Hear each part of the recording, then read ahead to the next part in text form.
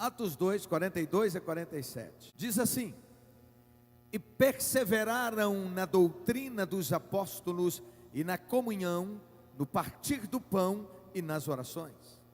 Em cada alma havia temor, e muitos prodígios e sinais eram feitos por intermédio dos apóstolos. Todos os que creram estavam juntos e tinham tudo em comum. Vendiam suas propriedades e bens, distribuíam o produto entre todos segundo a necessidade ou à medida que alguém estava precisando de alguma ajuda, de algum socorro, alguma necessidade. Diariamente eles perseveraram unânimes no templo, partiam pão de casa em casa e tomavam as suas refeições com alegria e singeleza de coração, louvando a Deus e contando com a simpatia de todo o povo. E como consequência desse viver diário da igreja, isto é, enquanto isto, acrescentava-lhes o Senhor dia a dia os que iam sendo salvos. Esse é o modelo que Deus tem para seu povo. É assim que nasceu a igreja de Jesus, depois da sua ressurreição e depois do derramar do Espírito Santo de Deus. Atos 4, 32 diz: da multidão dos que creram, eram o coração e a alma. Eles estavam juntos, estavam ligados, eles se amavam e se importavam uns com os outros. Glória a Deus. Toda família habita numa casa, mas ela precisa sobretudo de um lar. Uma família pode ser grande ou pequena, própria ou alugada, térrea ou apartamento, isso não importa, porque a residência será apenas um meio para o estabelecimento do lar. Assim é a igreja família. Ela pode ser grande ou pequena, pode possuir uma linda catedral ou se reunir num galpão empresarial, mas o importante é que ela seja família, um ambiente para receber, celebrar e repartir a vida plena de Jesus, enviando assim seus filhos como flechas ao mundo sem Cristo, às pessoas sem Cristo. Deus criou somente duas instituições na terra: a família biológica e a igreja de Cristo. Ele não criou cidades, estados, fábricas ou ONGs ou ONGs, organizações não governamentais. Ele não criou. As relações familiares expressam com grandeza o propósito de Deus para a humanidade, e é por isso que a família é o melhor modelo para a igreja de Cristo na terra. Como em toda família biológica existirão erros, sim ou não? Tem erro na nossa família? Tem coisas que não são legais da nossa família? Tem coisas que a gente não gosta? Sim ou não? Também na família espiritual é assim. Tem problemas e até pecados, mas os vínculos de amor e filiação devem superar todos os obstáculos. Assim também deve ser na família espiritual, na igreja, em que o vínculo do amor de Cristo nos une e nos faz superar as diferenças por algo maior. Louvado seja Deus. Os obstáculos perdem o seu destaque diante do poder da unidade promovido pelo Espírito Santo de Deus. Deus não constrói com tijolos, mas com pedras. Quem constrói com tijolos faz Babel, mas quem constrói com pedras faz altares. Aleluia! A Bíblia diz que nós somos pedras vivas, conforme a primeira carta de Pedro, capítulo 2, versículo 5, a revelação do Espírito Santo de Deus ao apóstolo Pedro diz assim: vós mesmos, como pedras vivas, dê glória a Deus, vocês são edificados casa espiritual para ser de sacerdócio santo, a fim de oferecer, diz a Deus, sacrifícios vivos sacrifícios espirituais agradáveis a Deus, através ou por intermédio de Jesus Cristo, da obra que Jesus Cristo fez em nosso favor. Deus não anula a nossa identidade para promover o seu reino. Isso quer dizer que Ele conta conosco, assim como nós somos, com a nossa história, com as habilidades que Ele nos deu, com os dons que Ele nos deu, com os traços de personalidade que Ele nos deu. Nós somos diferentes. E essas diferenças precisam nos unir, porque a Bíblia nos mostra como um corpo, e Jesus como a cabeça desse corpo. O pé tem uma função e importância. O olho enxerga, o olho vê, mas os pés nos levam para ver outros lugares. O olho olha e deseja, mas as mãos tocam essas coisas que nós queremos. Portanto, nós precisamos ver a nós mesmos e ver uns aos outros como família de Deus, como sacerdócio. Isso quer dizer, família de sacerdotes. Se no Antigo Testamento existia uma tribo inteira para fazer serviços espirituais em nome do povo, para o povo, em favor do povo, diante de Deus, e no Novo Testamento o apóstolo Pedro diz que nós nos tornamos uma família de sacerdotes. Isto é, todos estão em serviço, e tem coisas que você precisa fazer, que só você tem a graça para fazer, o jeito de fazer, habilidade para fazer. Isso quer dizer que no reino de Deus ninguém sobra. Nós precisamos entender isso. Nós não podemos, e nós precisamos mudar a mentalidade de gente que senta esperando coisas que nos agradam, que nos edificam, que nos fazem bem. As pessoas que ficam com esse menu, esse cardápio na mão, esperando ser servido, então ele fala, não estou gostando muito não, eu vou procurar outra, mais ao meu estilo, mais ao meu gosto, esquecendo que o culto é para Deus, e que você é sacerdote, que você é sacrifício vivo, que você é quem faz o culto, é Deus é quem escolhe como Ele quer ser adorado, como Ele quer ser exaltado. Não somos nós que escolhemos isso, aquilo, tipo de mensagem que queremos ouvir ou não. Não somos nós que escolhemos que tipo de música queremos ouvir ou não. Não, nós não estamos num teatro, nós somos o corpo de Cristo, e como corpo de Jesus, como igreja de Jesus, nós devemos apresentar a Ele sacrifício vivo. Se você se machuca uma orelha, por exemplo, cartilagem, o corpo todo vai sentir, pode dar febre, paralisar você, pode dar uma íngua, comprometer você. Por quê? Porque nós precisamos do nosso corpo funcionando bem. Assim é o corpo de Cristo, a igreja de Jesus, composta por pessoas imperfeitas, amém? Quem procura uma igreja perfeita esqueceu que ele mesmo é o problema, que ele mesmo não é perfeito. E assim as pessoas perdem a oportunidade de amadurecerem. Todos nós trazemos traumas, todos nós trazemos um estilo de vida, de formação que nos trouxe problemas, traumas, dores lá da nossa infância, e a gente transporta isso para hoje, e aí a gente começa como porco espinho, se debatendo, machucando, ferindo um ao outro, exigindo um do outro, sendo que o Senhor nos levantou para servir. E os problemas que nós tivermos, a gente não pode simplesmente descartar o corpo. Você não gostou do nariz, você joga o nariz fora. Você não gostou do olho, você joga ele fora. Você não gostou do braço, o braço feio, um dedo feio, não sei o quê. Ninguém faz isso, porque é um corpo, e esse corpo se completa. Assim como um pai tem mais problema, ou tem muito problema com o filho que tem um dos seus filhos, e quando vai perceber, ele está vendo os seus problemas nele, porque ele tem a mesma personalidade. Por isso é que ele é mais ligado ao filho ou à filha que tem uma personalidade inversa à sua. Assim como seu cônjuge, o que lhe fez apaixonar por seu cônjuge é o fato dele ser ou dela ser diferente de você.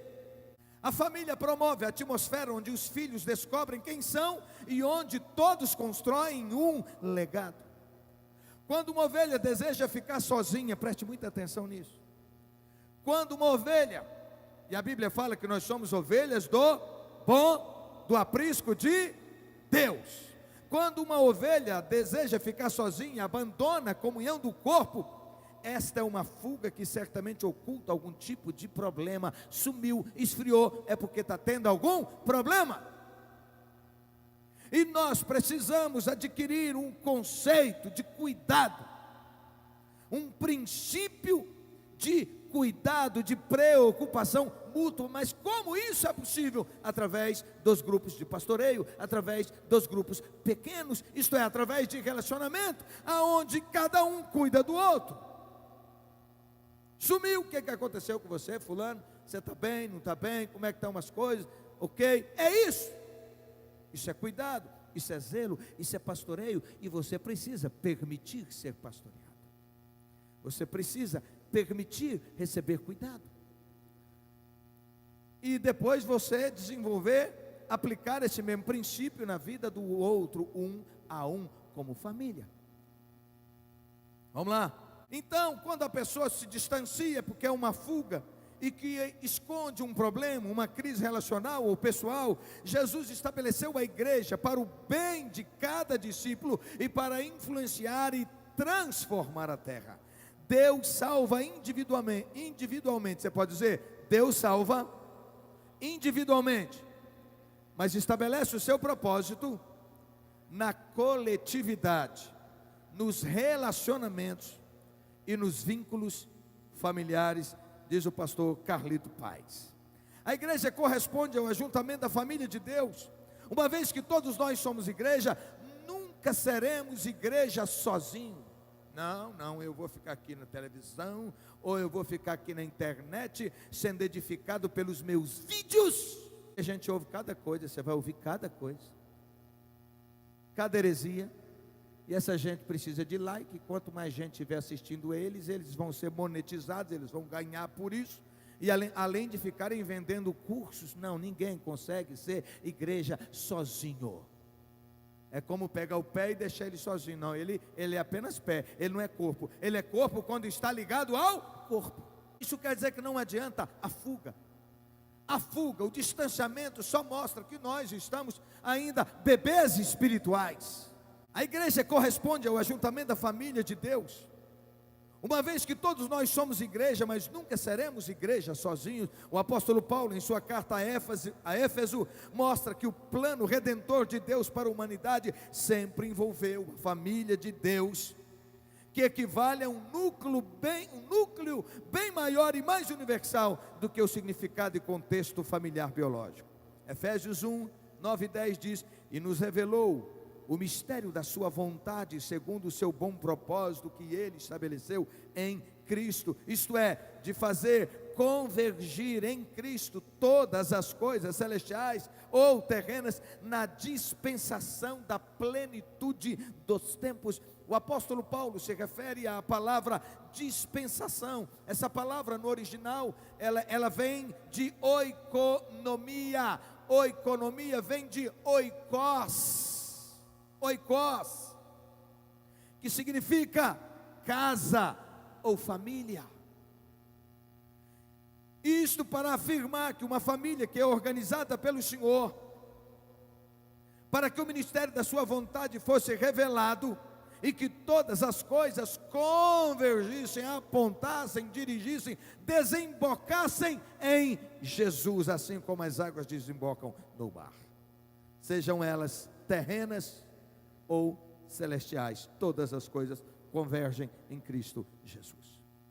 Então o apóstolo afirma que somos criação de Deus, realizada em Cristo Jesus, para fazermos as boas obras, as quais Deus preparou antes, para que nós as praticássemos. Efésios capítulo 2, versículo 10, isto é, Deus preparou o propósito da sua existência para o serviço. Você não entendeu ainda? Você é a boca de Deus nessa terra, você é os braços de Deus nessa terra. Deus conta com você, Ele te instituiu nessa terra com um propósito de levar a glória dEle, de ser a bênção dEle, de ser a palavra dEle, de ser os olhos dEle, de liberar o amor dEle. Ele faz isso através das pessoas. Você é importante. Você tem um propósito. Deus tem um plano, um propósito para a sua vida. E enquanto você não entender isso, a sua vida não encontrará realização plena, você não estará no propósito. Isso quer dizer que nós não podemos ser um povo, segundo o ponto de vista bíblico, um povo que apenas espera que Deus as dê. Deus já nos deu em Cristo Jesus o perdão dos pecados, a vida eterna, Ele já nos deu, e agora é a nossa parte dar. Quando os discípulos estão com Ele, e eles começam a discutir quem é o mais importante, quem é o tal, o poderoso, que honra teriam,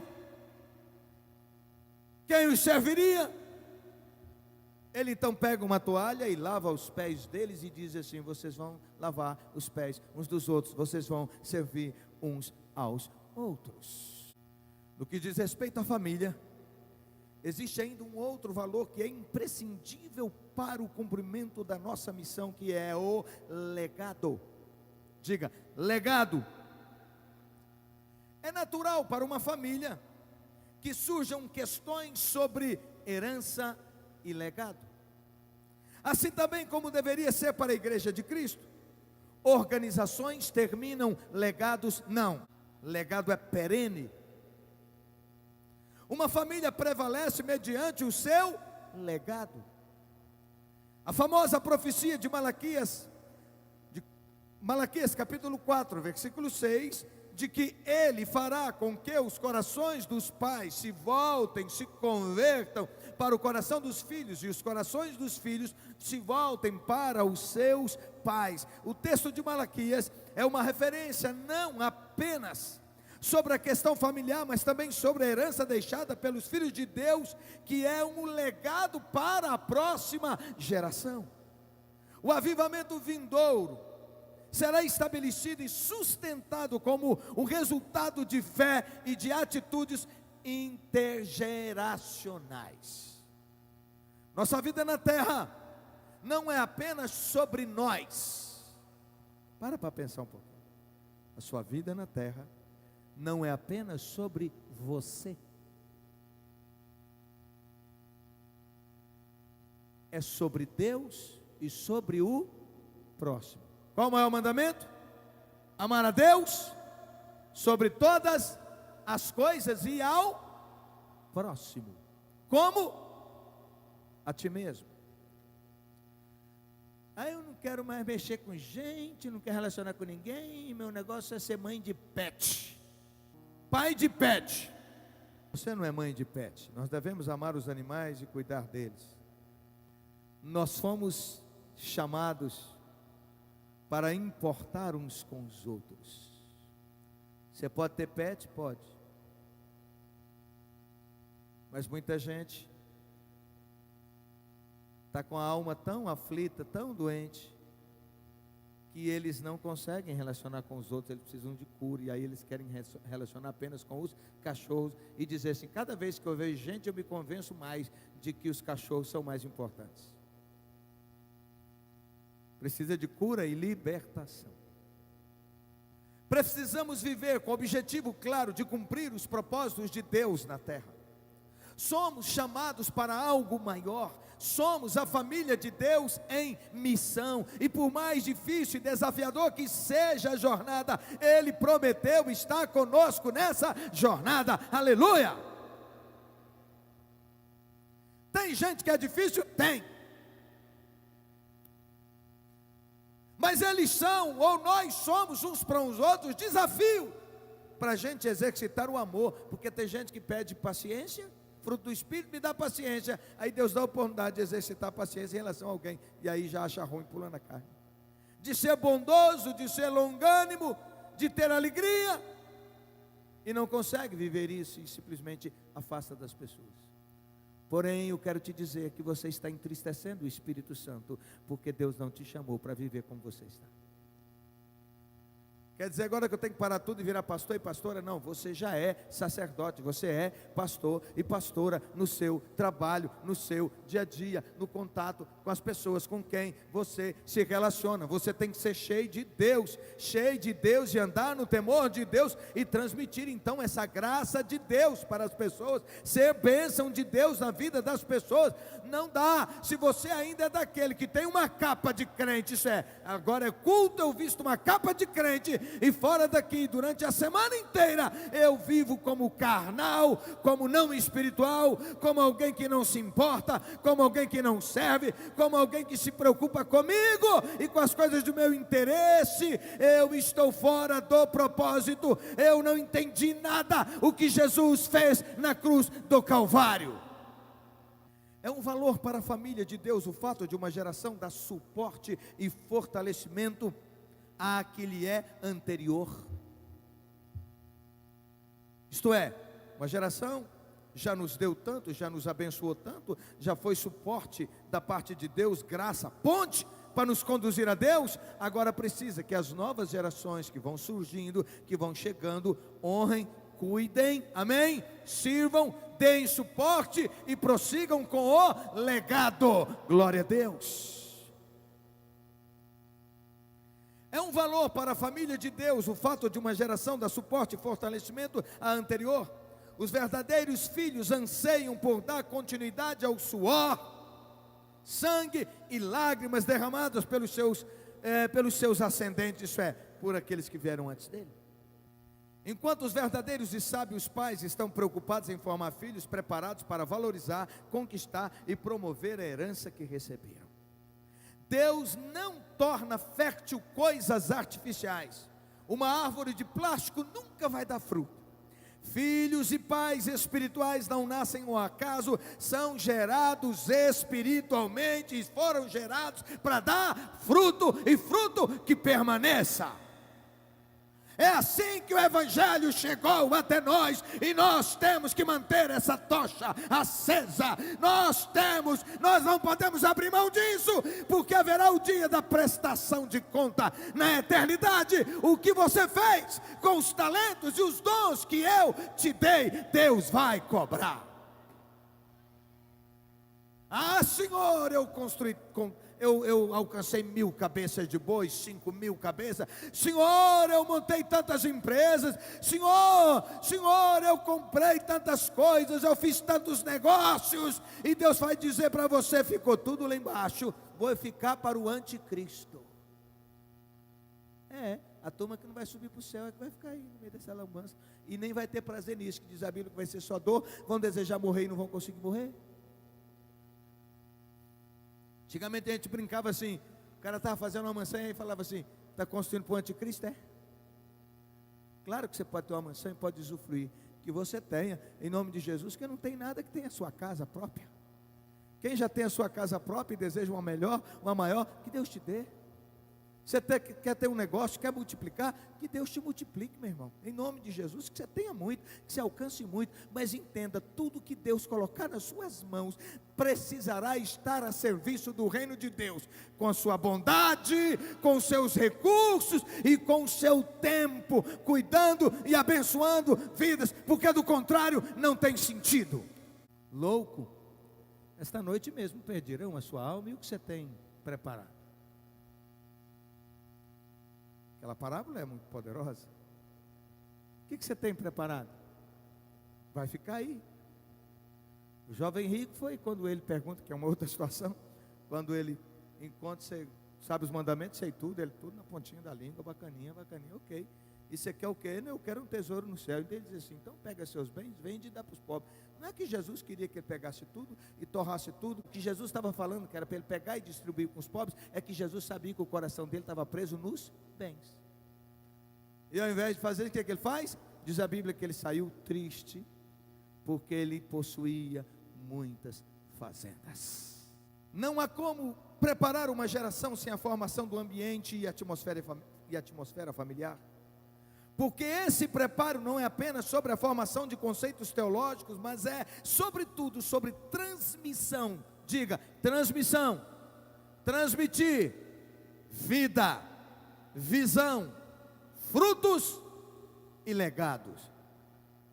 No contexto de uma igreja família, os filhos mais novos honram seus pais e os pais promovem seus filhos.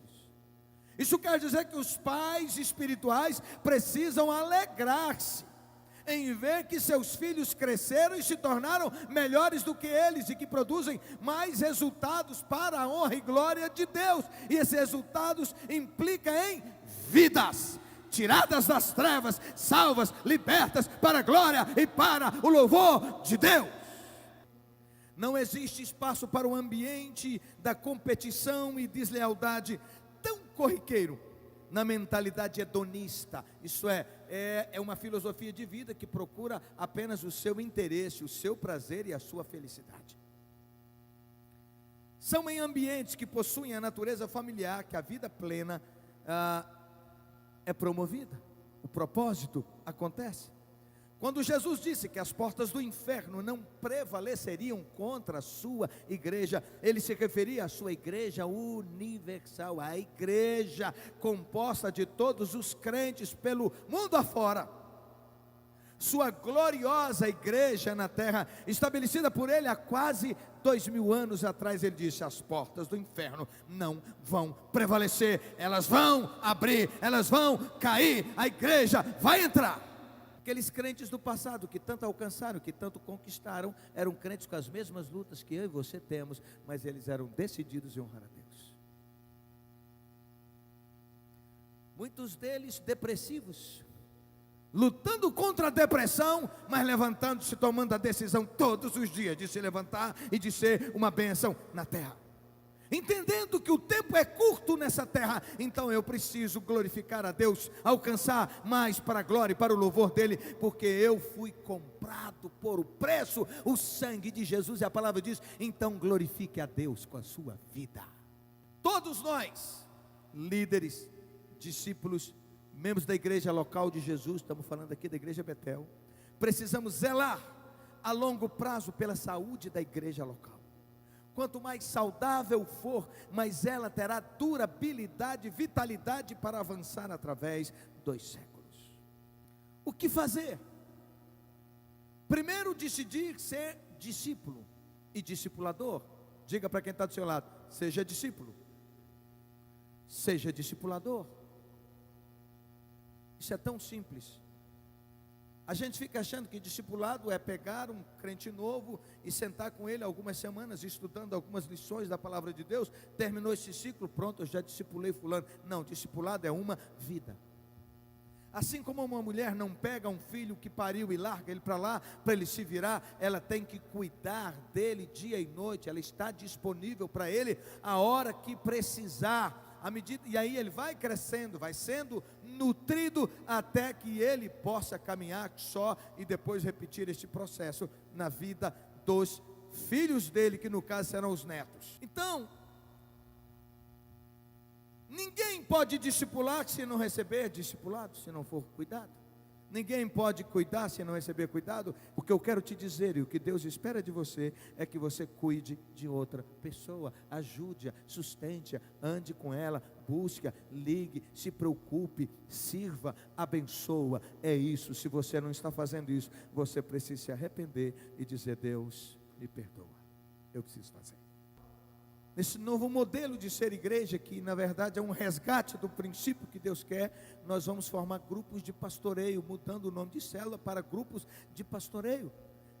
É claro que a gente quer que os grupos se multipliquem, eles vão se multiplicar, porque as pessoas vão perceber que as reuniões são simples, mas ainda assim tem gente que nunca vai liderar um grupo de pastoreio, não tem problema, mas ele vai estar fazendo parte, e aí quando alguém chegar, um novo na fé chegar, ele na sua simplicidade, tendo muita cultura ou não, sendo introvertido ou extrovertido, sendo que a pessoa que você é, você vai estar incumbido de ajudar o outro a crescer na fé, a acompanhar, a cuidar dessa vida. Isso é que acontecia na igreja primitiva, e é isso que Deus quer.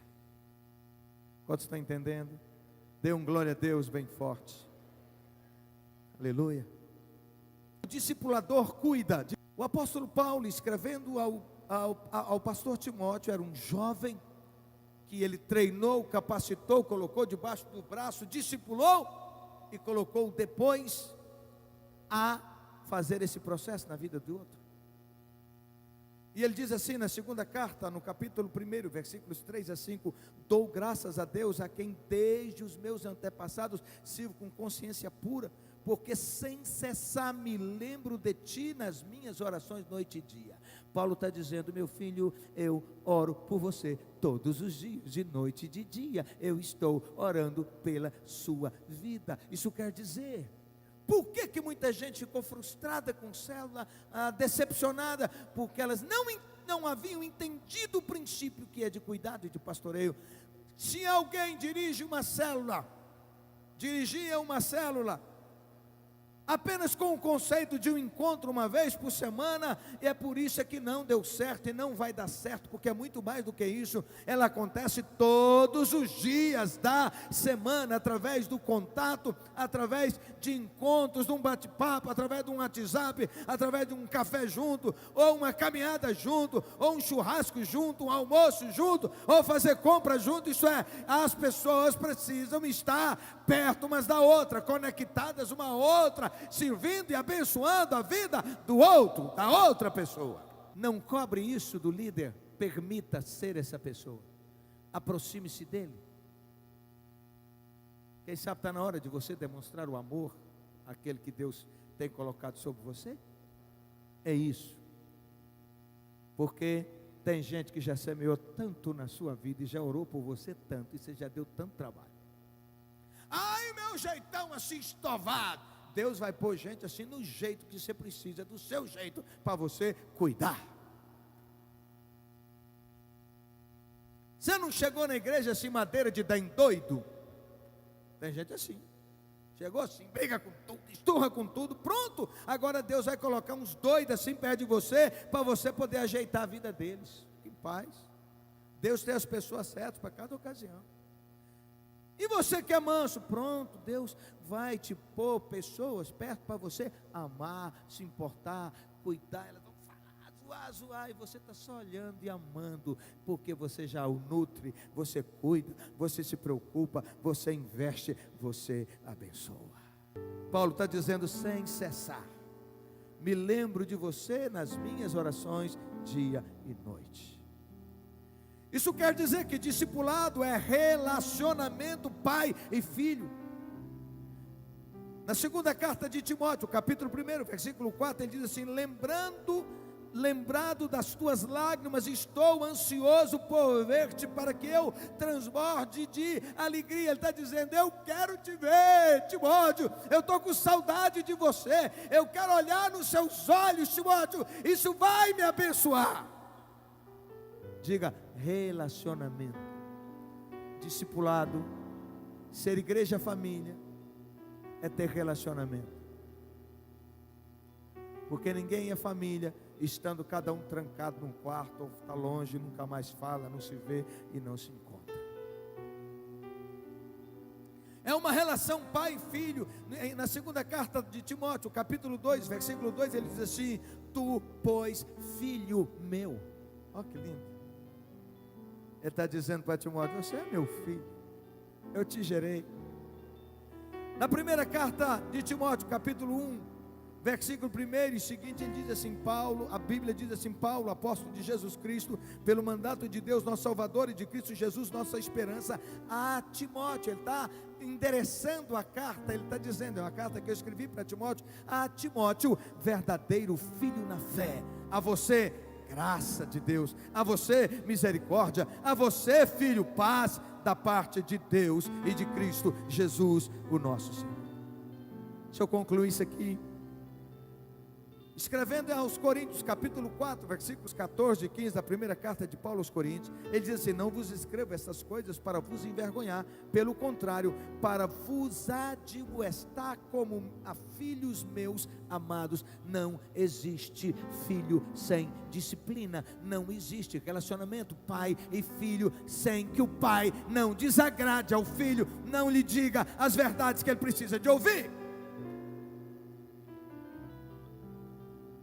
Porque ainda que vocês tivessem 10.000 mestres em Cristo, não teríeis contudo muitos pais, pois eu, através do Evangelho de Jesus, eu vos gerei em Cristo Jesus. Se vocês são salvos hoje, é porque eu, Paulo está dizendo aos Coríntios, eu paguei o preço por vocês, eu me dei por vocês, eu cuidei de vocês, eu investi em vocês, eu abençoei vocês.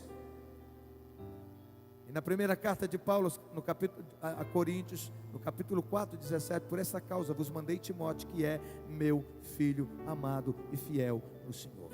Para concluir, 1 Coríntios 16, 10 e 11, Timóteo, se ele for, vede que o recebam sem receio entre vocês, recebam com amor, porque trabalha na obra do Senhor, como também eu.